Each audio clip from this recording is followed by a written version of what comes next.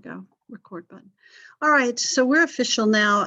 I think that I'm caught up on grading. You may not think that. So if you see something that I haven't graded, feel free to tell me. I'm also going to look again, but honestly, I graded a lot yesterday. And by the end of the day, I was really tired. I guess that was my yawn to I guess, give you a sample of how tired I was. And didn't really look. So also, if you emailed late yesterday, I didn't look. Sorry. And then I got up late today, so I didn't look this morning. And yeah, so I will catch up on emails and new grading and stuff like that tomorrow. My goal for your stuff you turn in tomorrow will be to have it graded by Monday. Also, let's see what else I wanted to tell you. I will post the review for the next quiz tonight or tomorrow. I honestly forgot about it. So, and you guys didn't ask, so you forgot about it too.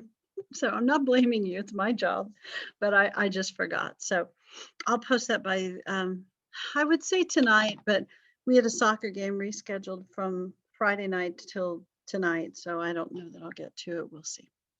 All right, but if not, I'll do it in the morning, except I'm getting my car fixed in the morning, but still, it won't take long. Yeah, I just need, honestly, I need to finish it. Truth. Okay, so we are talking about weekly question. Dang it, let me see if I can find it. Weekly question. What class are you guys? 1301. There we go. Oops, I hope you didn't see the secret message there. Dang it, I'm so bad with technology. I apologize. So you're turning, are you guys turning in the Missouri? Yeah, you're turning in the Missouri question today and tomorrow, right? So Missouri question 376 to 378. Sorry for rubbing my nose there, but oak pollen. So 376 to 378. Be sure that you talk about, when you talk about this, Missouri wanting to come in as a slave state, Senator Talmadge amendment suggesting that they come in as a free state or a state that will be freeing the slaves and not allowing any new slaves. Missouri objects to that. Then eventually a free state, Maine, is going to come in. So they allow Missouri to come in as a slave state, Maine as a free state, setting up the 3630 line, which is the southern border of Missouri, as the demarcation between slave and free states. So everything, so sorry, everything above that line would be free. Everything below it would be slave, with the obvious exception of Missouri, because it's already as a state. Lots of discussion that goes on in the middle of that. Let's see, I think if you really want to get excited about it, there's some guy from Illinois, Thomas, who proposes, I'm peeking at the notes because I honestly don't remember all the stuff. He said Missouri could have their constitution, but not have the Talmadge Amendment. Yeah, so that's what ends up, okay, those are the things that end up being the Missouri Compromise that we talk about. So it's the Thomas solution, I suppose.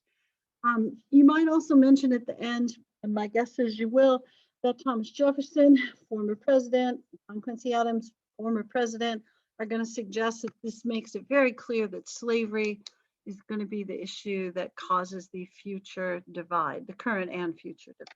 So, and sorry for the yawn, the sectional issue is going to be primarily about slavery, although I know tariffs. And before class started, I also, sorry, cheese, looked up the tariff of 1816 to try to figure out why it was different than any other tariff. And it helped me remember, because I don't think about tariff policy that often. Probably I should, probably more than you, huh? So tariff of 1816, because it's right after the war of 1812. Apparently the British dudes had been manufacturing a bunch of stuff, but they couldn't sell it to us because we were fighting with them, and we typically don't shop with a country that we're fighting with. Plus, you know, the shipping lanes are a little blocked because we're, you know, attacking each other. So when the war was over, they wanted to flood our market with a whole bunch of leftover manufactured goods, which were cheaper than the manufactured goods we could make in the United States, because we hadn't practiced as much as they had. You know, we weren't as good at manufacturing. We didn't have as many factories, that sort of thing. So they passed this tariff in 1816 to kind of limit that influx of manufactured goods, and it's the first protective tariff. So the South gets frustrated with it because it really benefits the North more than the South. The South would like to buy all the cheap stuff from England because they're selling their cotton to England anyway.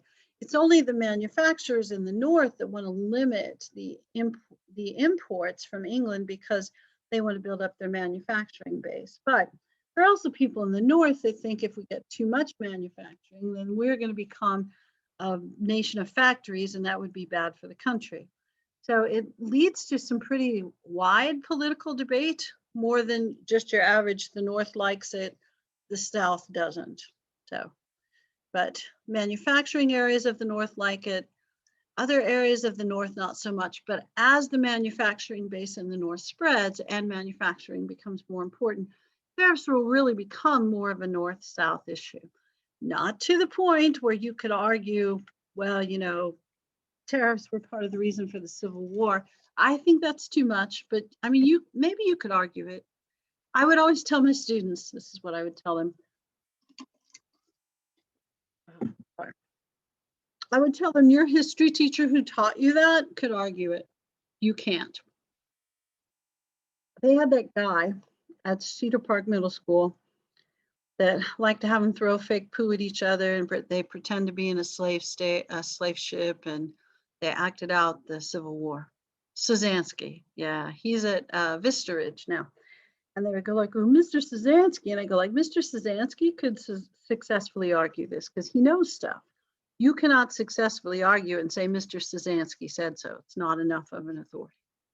So, all right, tariffs. All right, let's look at the stuff. What chapter are we in? 10, right? Oh my gosh, it's Andrew Jackson Day. That dude, Andrew Jackson. What the heck? That man is crazy. Okay, that's too much. Too much, I'm sorry. All right, so I think we talked about slavery, Missouri Compromise. We might even have talked about the Monroe Doctrine. I feel like it's possible. And we may have talked about how this was referred to as the era of good feelings, not because everybody loved each other, but because there was only one political party. So if there's only one political party, surely there's nothing to fight about as far as politics. But they developed different factions within that political party. So you'll have the National Republicans, who are guys like Monroe and Madison a little bit, Monroe, and then John Quincy Adams, who think you should use the power of the federal government to institute new good things that help the entire country. Or you'll have the Democrats, who really think that the government should just stay out of stuff and let the states do their own thing. Well, that's where you're going to see the parties develop between those two factions. Now, in the Monroe-Adams era, you really see more of the National Republicans, and the Monroe Doctrine is issued by John Quincy Adams, the Secretary of State for Monroe. And I feel like we talked about this before, but it just says that we want the European nations to stay out of the Western Hemisphere. And in return for that, we'll stay out of their business. Now, they're not very concerned about us getting into their business because they have no military, or we have no Navy. Yeah, they're not concerned that our Navy is going to come and overtake them, because if our Navy could even make it to England, they would be surprised. So would we, to be honest. So our Navy's small, and our Navy will continue to be small until the Civil War. After the Civil War, we'll go, especially what you'll think of as the North, they'll say, you know, we could barely beat the South, and they had like a canoe and a kayak and a raft, so we've got to build up the Navy. So we do. I'm exaggerating a little, but not much. Okay. Europeans not impressed at all by the Monroe Doctrine. They just go, that's cute, nice try. But they're not coming over anyway, because they already left. They're starting to harass India and Africa a little bit, Asia maybe, primarily China. Although the French Indochina, which later on we'll call Vietnam. Yeah. I don't know who's harassing Korea, probably Japan. All right. John Monroe Doctrine, fun for us. Everybody else just goes like, yeah, whatever. All right, political parties, here we go. Political parties during this era, I think, are confusing. Maybe because they change a lot. Oh, somebody left their phone on. Sorry, it's my referee for the emergency game. Excuse me, and then I'll turn my phone off. I'm really glad we're recording this. Okay, so political parties. We had the Federalists and the Republicans, yes. And then the Federalists disappeared because they look a little unpatriotic because they want to surrender during the War of 1812, right as we're about to win. Oh my God. Definitely have to turn the phone over. And then what's left of the Republicans turn into the National Republicans because they want to do stuff like the National Road, the American System, they recharter the National Bank. And they do that during the Madison administration. You're going, that is fascinating. Yeah, I know you don't care. But the reason that it's fascinating is because, remember, Madison opposed the creation of the National Bank. Madison and Jefferson did, and they got really mad at Washington for creating it and siding with Alexander Hamilton, which I know you can sing several songs about. And now here's Madison with the chance to not recharter the bank. He goes, now I think we need it. So Madison has become a guy who at least sees the value of the National Bank. So they recharted that during his administration. And they build a national road, although it's not very national, as we've talked about before. And then John Quincy Adams thinks he could use federal power to build a national system of universities and observatories, and that would be cool, except nobody really goes to college back then. Plus, people kind of saw that as elitist and unnecessary, the same way your parents see college, right? Yeah, that's okay. I know that is not how your parents see college. Can you imagine? It's like today we learned in class that college was elitist and unnecessary. Your parents go, yeah, no kidding. We've been trying to tell you that for years. That's what they would say. Although after snowpocalypse, they might tell you becoming a plumber is a good idea. Plumber, it's where the cash is. What a gross job, but dang, you can make some money. I had a cousin that became a millionaire, and I'm not kidding, by running a porta potty business. Think about how gross that job is. I know, but he's got his own little private plane, so still gross. I don't know. I'd rather talk about history. Oh, okay. So John Quincy Adams is really not a man of his time period, because here we have a time period where we're trying to elevate the rise of the common man. And this dude's dad was a president. He went to Harvard and he was an ambassador in his 20s. Nothing very common about Adams. So he'll end up winning the election in 1824, kind of by default. There's 3 or 4 dudes that run: Adams, Jackson, Henry Clay, who runs several times and doesn't win, but still super important for politics during this era. Maybe the way that Senator McConnell might someday be remembered as important, or Nancy Pelosi, same kind of reasoning there. And the other guy, Crawford, was his name. I think when they're counting the votes, Crawford actually dies, not like actually in the room while they're counting the votes, but during that time period. So after the election. So there's 4 dudes in the election and they only have 1 party. So that messes up the electoral vote. So it goes to the House of Representatives, where they vote several times. This is all completely constitutional. It's legal and legit. But the House of Representatives kind of gets down to, well, it's either going to be Adams or it's going to be Jackson, both of whom have served in the Congress. And one of these guys is a little more under control than the other. One of these guys, you know, he makes lots of nice arguments and issues doctrines and things like that. The other guy challenges you to a duel when you disagree with him. There was this thought that the guy who challenged you to a duel might not be presidential. So they said, you know what, we're not ready for Jackson. Jackson's probably the reason they created this system of the Electoral College, so we wouldn't go crazy and elect him. So John Quincy Adams is the dude. The American public, however, did not agree. So Adams really isn't going to have any success in any of his programs because they're going to see him as the guy who was kind of selected but not elected. So you'll hear, what do they call him? His accidency, I think is what they called him, because he's accidentally president. I'm pretty sure that's what they called him because, yeah, the other guy that got elected, they called him his fraudulency because nobody thinks that John Quincy Adams cheated, except, dang, Andrew Jackson was mad. Now, he's not going to challenge him to a duel, but he's going to start his campaign for 1828 pretty much the second he loses, and it's going to be ugly. Okay. So people tend to not talk about Adams' presidency much because honestly, it doesn't accomplish a whole lot of stuff. He's an admirable dude, but he really doesn't have consensus around what he wants to do. The public in general is not in favor of him. They really like Jackson more. And this is where you start to see a shift. And I know we talked about this last time in the idea of who you should vote for president. Should you vote for the guy that you think is most prepared, has the best experience, and maybe the most ideal candidate, or should you vote for the guy who's most like you? And we're kind of moving to that, let's vote for the guy most like me. That's who I'm voting for president, the guy most like, no, we don't want me as president. Yeah. I at least know this.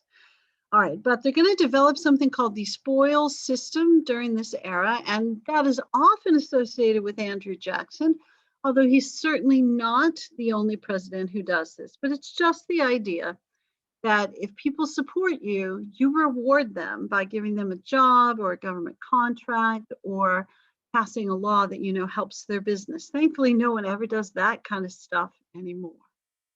No, but yeah, I know this hasn't changed at all, really. And what you see once you develop a market economy is the economy is getting so big that this is a pretty lucrative way to get political support.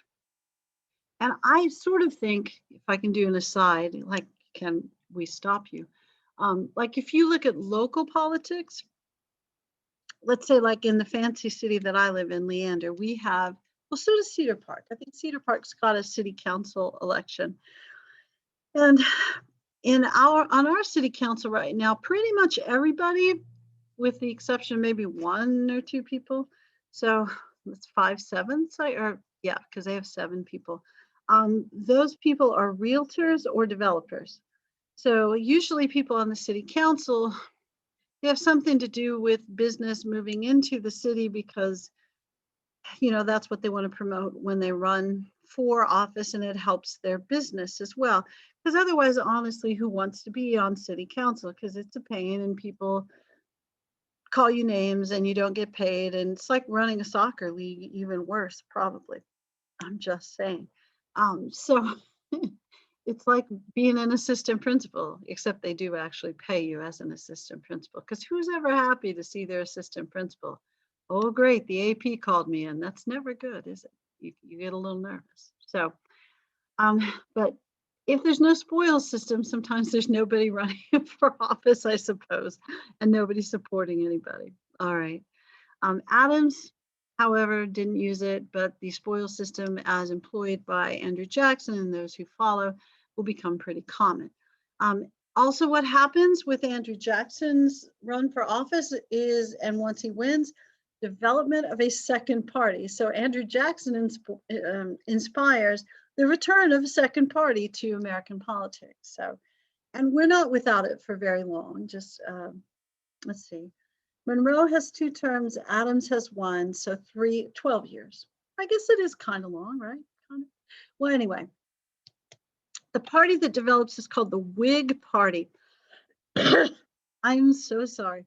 And that is a leftover or borrowed term from a British political party, a reform-minded party in the British system. So the one reform they really want to make is getting rid of Andrew Jackson. The one thing everybody in the Whig Party agrees about is we don't like Andrew Jackson.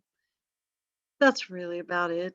Yeah, I mean, in theory, they believe in the positive liberal state, and you're going like, bunch of liberals. It's like Austin everywhere. No, no, not that kind of liberal. Um, Liberals in Austin. Uh, Instead, it's like Matthew McConaughey running for governor. It happened. You know what I'm saying? But when they're saying liberal and conservative, they're meaning should the government be active or passive? So positive liberal state means that you want the government to be active. You want them to do stuff that actively benefits the citizens.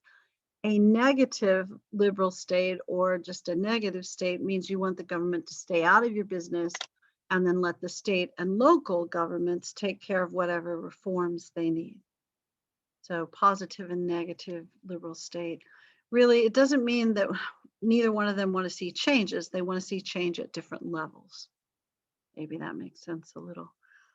So I think when we talk about liberal and conservative in the modern era, we're talking about something completely different.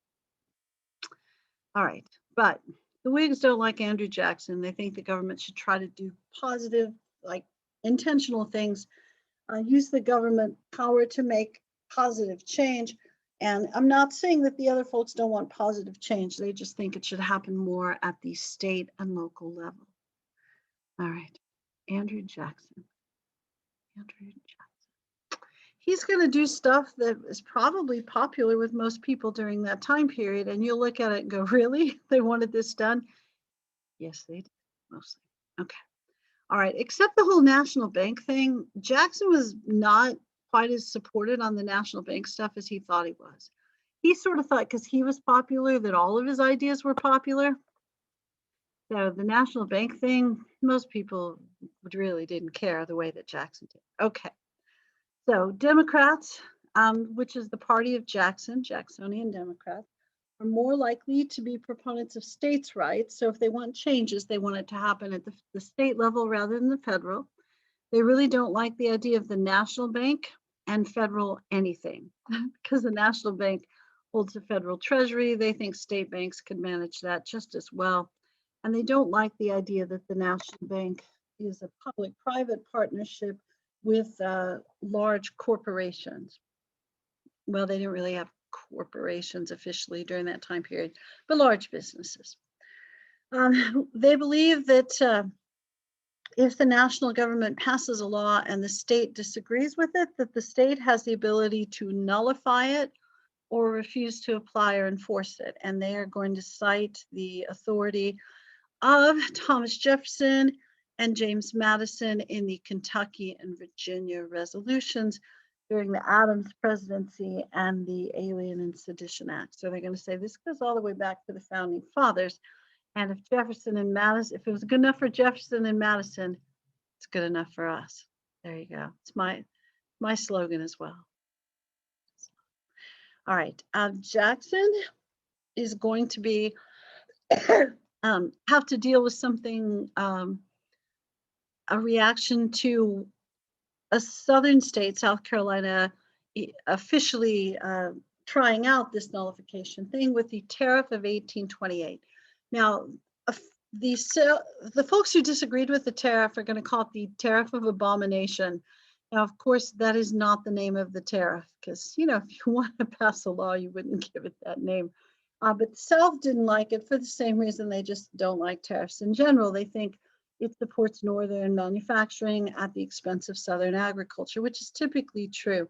And in the next couple of chapters, one of the things that Boner will point out to you using lots of statistics is that cotton is a really big industry in the South. Now, you know this, right? I mean, this is nothing new to you. But, you know, depending on the time period between 1800 and 18, whenever the Civil War starts, that'd be 61, U.S. supplies anywhere from 75% to 90% of the cotton. As we get close to the Civil War, it's closer to 75%. But that's 75% in the entire world. So that is a massive monopoly. So they make a ridiculous amount of money. It's why they won't diversify their crops, because why diversify your crop when you can sell everything that you grow?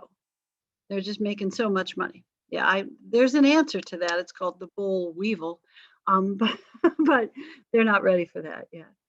when that happens, they've got some problems. Actually, when the Civil War happens, they have some economic problems because they can't sell their cotton overseas. But anyway, South Carolina hates the tariff, and they said, you know what? We're just going to nullify it. We just won't enforce it. And then it's like, how in the world do you not enforce the tariff? Plus, here's a fun fact, which I don't think I mentioned in my earlier class. Andrew Jackson has a vice president named John C. Calhoun, and he's from South Carolina. This is going to be a problem. So Calhoun is going to resign over some stuff related to this, but Calhoun thinks that nullifying the tariff is okay. Andrew Jackson's like, no, that's a federal law, and you can't refuse to obey it. So Jackson encourages the Congress to pass something called the Force Act, which does what it sounds like it does. It will force you to obey the Tariff of 1828. And if you don't agree to pay it, then we can send the military there to force you to pay it. And Jackson said, I will lead the military myself, because he did have a military background. And then he says, that will make me just like George Washington. Because George Washington, you remember, led the military against the Whiskey Rebellion. You remember that. I know you do. He did. So Andrew Jackson says, I'm just like George Washington. Everybody goes like, nobody, you're not. But he says, and not only will I lead the charge, the very first person I find that refuses to obey the tariff, I will hang him from the first tree I find with my own two hands. It's like, okay, Andrew Jackson.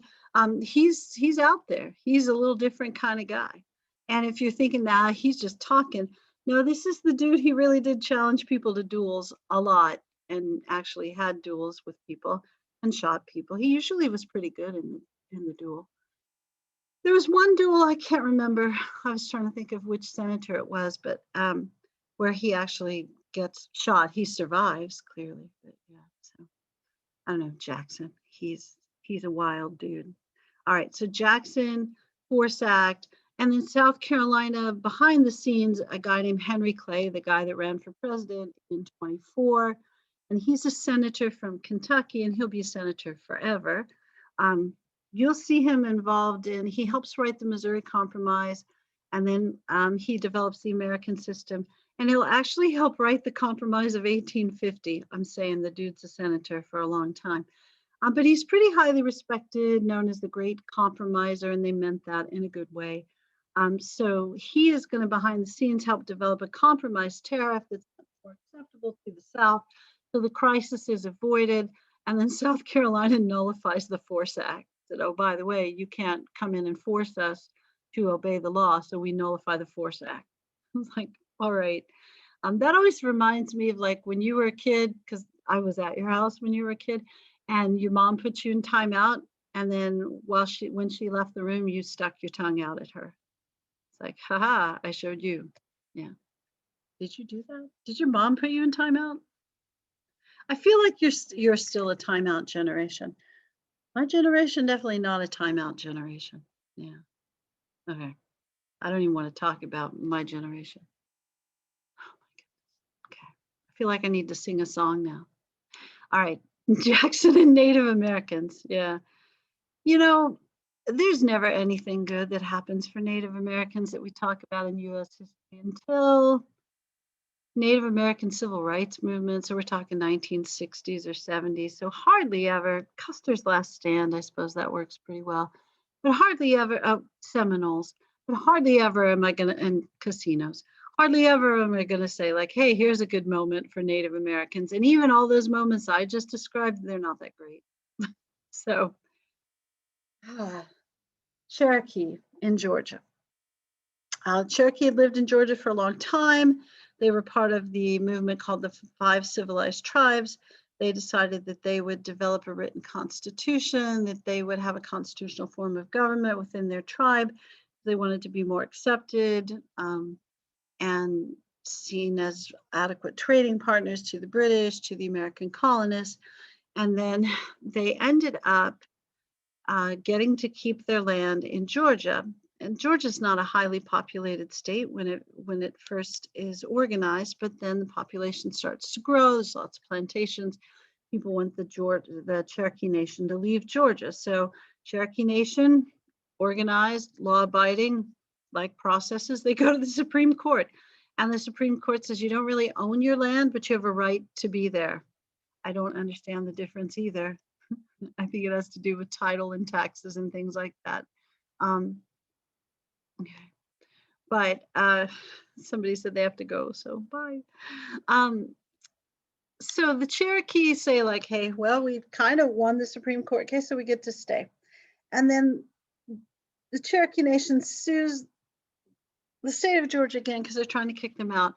And the Supreme Court says once again, while you're not really citizens, you're definitely wards of the state, and they can't kick you out.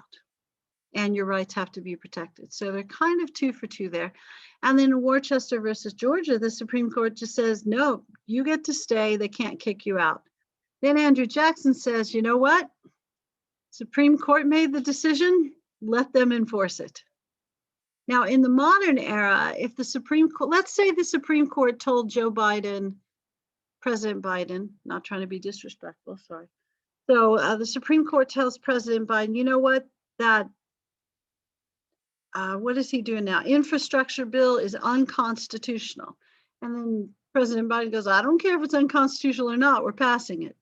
That doesn't fly in the modern era. That's when we impeach people. That's, that's how we handle this. During this era, the Supreme Court wasn't as popular as Andrew Jackson. So Andrew Jackson just said, Supreme Court made the ruling, let them enforce it. It's probably not exactly how he said it, but he said something to that effect. And then they didn't enforce it. And instead, they passed the Indian Removal Act, which will be referred to as the Trail of Tears later on. Now, that's part of the reason that the Cherokee Nation kept going to court, because you notice the date, 1830 is when it was passed, but it wasn't carried out until after these court cases. So after the 1833 ruling, then it's going to be carried out in spite of the court case, and the natives are going to be removed essentially to Oklahoma. And this will happen, the beginning, it gets planned during the Jackson administration and occurs during the Van Buren administration. Van Buren is replacement vice president for Calhoun, and he ends up winning his own term in the election of 36. Got to get the right years on the election. So yeah, Jackson says they made it, they enforce it, and of course they don't have an enforcement wing, so they can't do that. All right, so there you go. So part of the reason, I don't know, people like me who are a little more rule followers have a little trouble with Andrew Jackson is he's pretty much thinks he is the rule. And he does kind of behave that way. So, all right, and some people think that's really cool. You know whose favorite president was Andrew Jackson, right? Yeah, it was Donald Trump. You know it was. Yep, he had his picture up in his office, and he kind of saw himself as Andrew Jackson. And there are some good comparisons. I mean, Andrew Jackson's pretty rowdy. He more challenged people to duels than Twitter duels. But, he said what was on his mind. He did things that were unpopular within his own party. He kind of set his own path, that kind of thing. Jackson did have that military heritage, which Donald Trump distinctly avoided, like many people of wealth during the Vietnam conflict. So I'm not setting him aside as different. He's not. I mean, but anyway.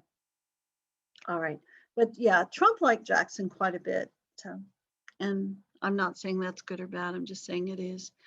And that probably, I know that was irritating to some people because of the heritage of the Trail of Tears. And, of course, most of the people we elect to be president are, I don't want to say this out loud, but I'm going to say it, not very good at history. So when they decide, like, when President Trump decides that, sorry, I just changed the volume. Can you still hear me? Are we good? Okay. Yeah, I can hear you the same. Okay, good. I don't know what I did then. When Donald Trump decides Andrew Jackson's his favorite president, he's not doing that to tick off Native Americans. He probably is pretty much unaware of this. When Barack Obama decides he wants to move the bust of Winston Churchill, he's really not trying to insult World War II veterans or to upset people of English heritage. I honestly don't remember why he did that, but he had some reason other than a historical reason. You know, it's probably more of a political reason. And anyway, all right, we're going to keep going. I think in general, presidents do stuff for political reasons rather than historical reasons. Yeah, like when we invaded Afghanistan, it has never worked for anybody. It's like when they did that, and it's like, oh, here's a good idea. Invade Afghanistan. That'll be great. Okay, sorry that I got off track there. All right, so Trail of Tears, we talked about that. Yeah. All right, Jackson. More stuff about Andrew Jackson. Dude is wild. He's a little out of control. He is not a fan of the National Bank because he sees it as elitist. And because it's elitist, you know, it's good for Northeastern aristocratic kind of people who go to college and, you know, didn't serve in the military and they got soft lives and they probably work in banks. Yeah. So investor types that don't produce anything, they make money on what other people produce. And there's a pretty good prejudice against people who make money from investments during that time period because they kind of see them as robbing wealth from the producing class, if that makes any sense. You know, sometimes people in the modern era go like, I can make interest without working. No, I like that. So, and people don't necessarily see it as immoral. But during that era, there's a group of people that see making money from investment as immoral because you didn't actually create anything. You earned money off of what other people created. But anyway. All right, so Andrew Jackson's definitely at that camp. So he hates the National Bank and he hates the president of the National Bank, Nicholas Biddle, who he thinks is a soft, lazy, weak, Northeastern liberal aristocrat, which he's probably a lot of those things. Now, Biddle knows that Jackson's going to be a problem for him, and the bank doesn't need to be rechartered, but the economy is pretty good. So he thinks, let's vote for the recharter of the bank now because, you know, business cycle, every 4 to 7 years, something tends to go wrong. So he wants to head that off at the pass, plus maybe get this done before Jackson gets too super popular. So he asked for a rechartering of the bank in 32 or 33. And then Jackson thinks the big part of the reason he got reelected is because he hates the National Bank. Now, that's probably not it, but he gets reelected probably because he's trendy and popular and whatever.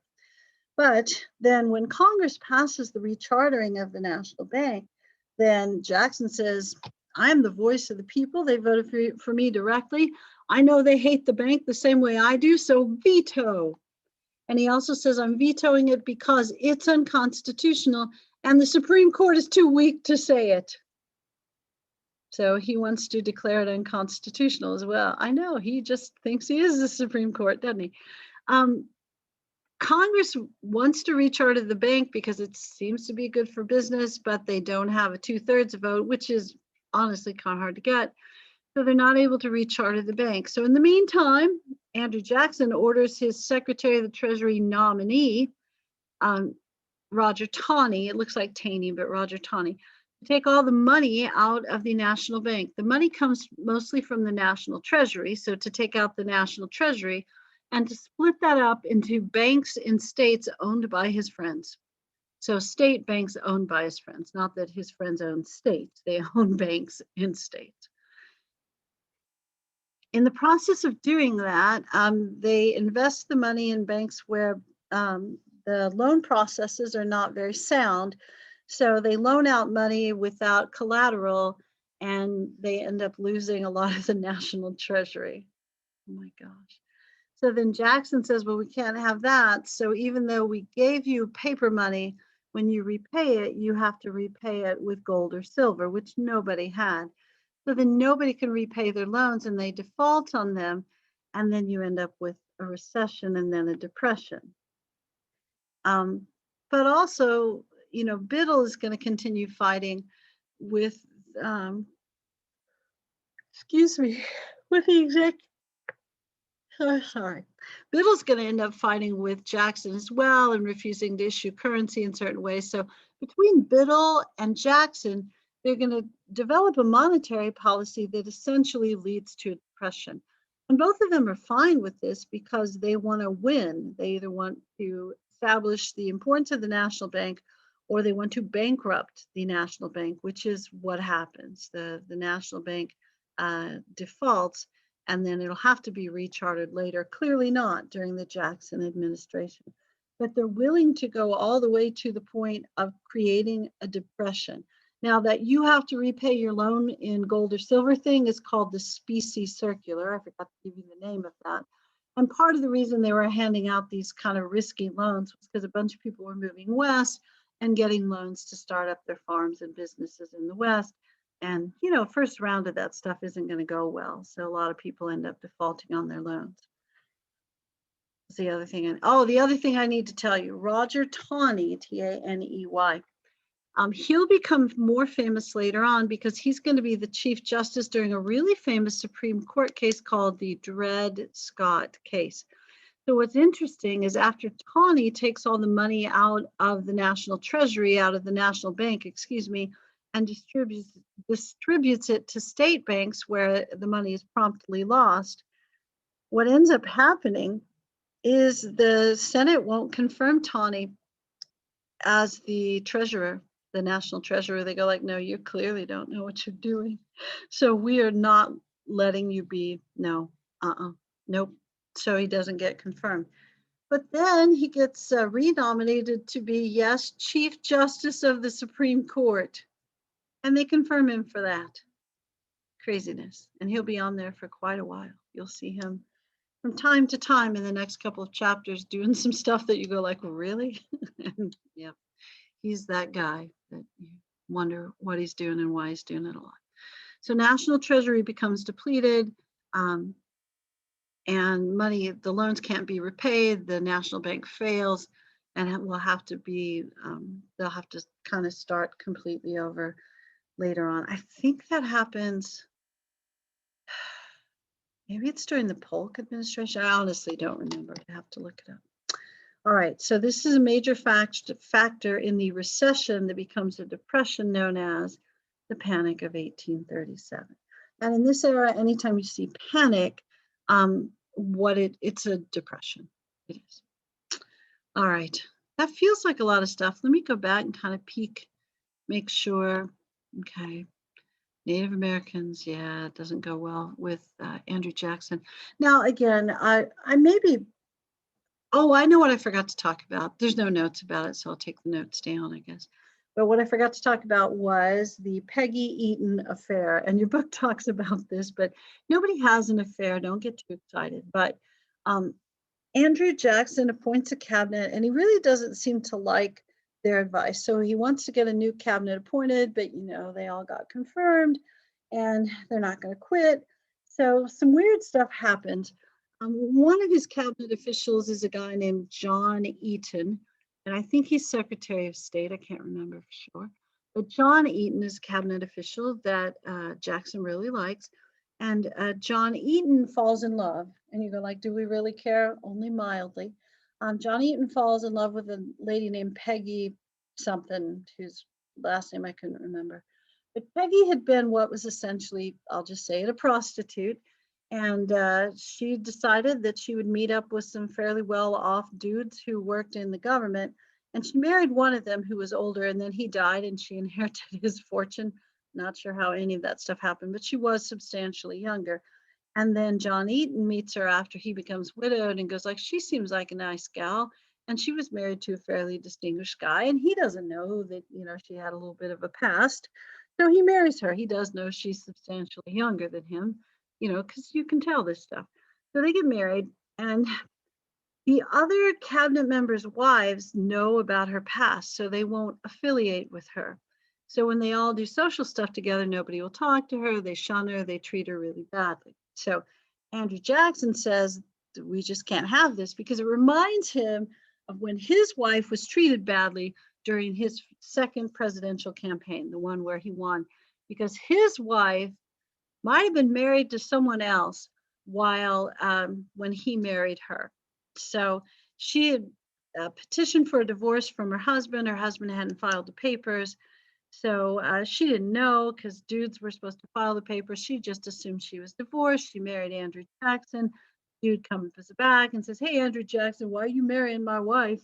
And then they filed the papers and stuff. So then when he runs for president, they make fun of Rachel Jackson. They go like, "She's a bigamist. She's married to two dudes at the same time." Mrs. Jackson never wanted to be first lady. She didn't want to leave Tennessee. And she ends up after the election having a heart attack and dying. So Jackson holds a massive grudge against all the people who said bad stuff about his wife. So when he sees them mistreating Mrs. Eaton, he goes like, "That's just like my wife." And so then he conducts his own investigation where, the wives say, "Well, she's just not a very proper woman. She's not pure. She's not wholesome." And then his conclusion is Mrs. Eaton is as wholesome as the women who accuse her. So they called her essentially a prostitute. So he pretty much said, if she is, then you are too. All of the dudes resign because their wives kind of make them. Then he gets to appoint an entirely new cabinet. So fascinating stuff. Way to go, Andrew Jackson. So some people think that he's really taking up for her honor. Other people think, nah, he just wanted to appoint a new cabinet. Okay, I noticed some people left, so it makes me think, did I go over my time? Is it too late? Did I go too long? I am so sorry. So I'm going to stop. Some of you go like,